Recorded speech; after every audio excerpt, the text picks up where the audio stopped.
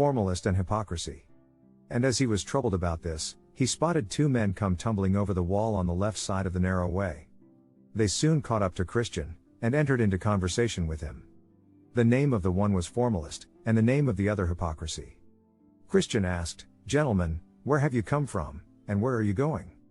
Formalist and Hypocrisy answered, "We were born in the land of vainglory, and are going to the celestial city for reward."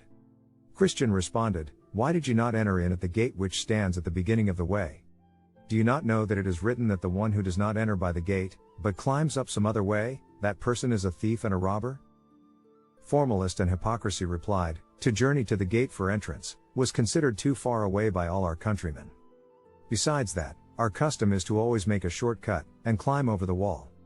Christian questioned, "But will it not be counted a trespass against the Lord of the city where we are going, to thus violate his revealed will?"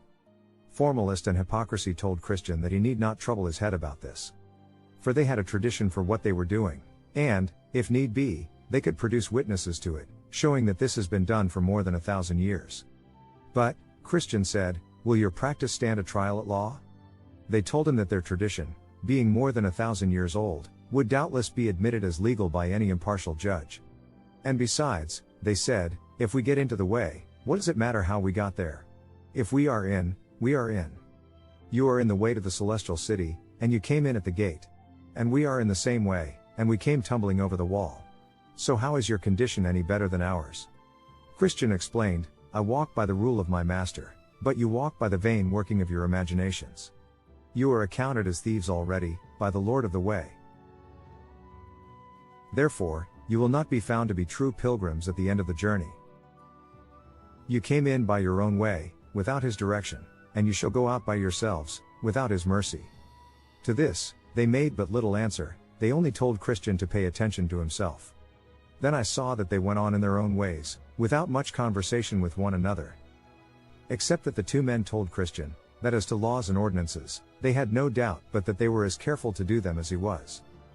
"Therefore," said they, "we do not see how you differ from us, except for that coat which is on your back, which probably was given to you by some of your neighbors, to hide the shame of your nakedness." Christian answered, "You cannot be saved by laws and ordinances, and you did not come in at the narrow gate. And as for this coat which is on my back, it was given to me by the Lord of the place where I am going, and just as you say, to cover my nakedness. I take this as a token of his kindness to me, for I had nothing but rags before. With this, I comfort myself as I go. Surely, when I come to the gate of the celestial city, the Lord will recognize me, since I have his coat on my back, a coat which he gave me on the day when he stripped me of my rags. I have, moreover, a mark on my forehead, which perhaps you have not noticed, which one of my Lord's most intimate associates fixed there on the day that my burden fell off my shoulders. I tell you, furthermore, that I was then given a sealed scroll, to comfort me by reading it as I travel along the way. I was also told to turn it in at the celestial gate, as my authorization to enter.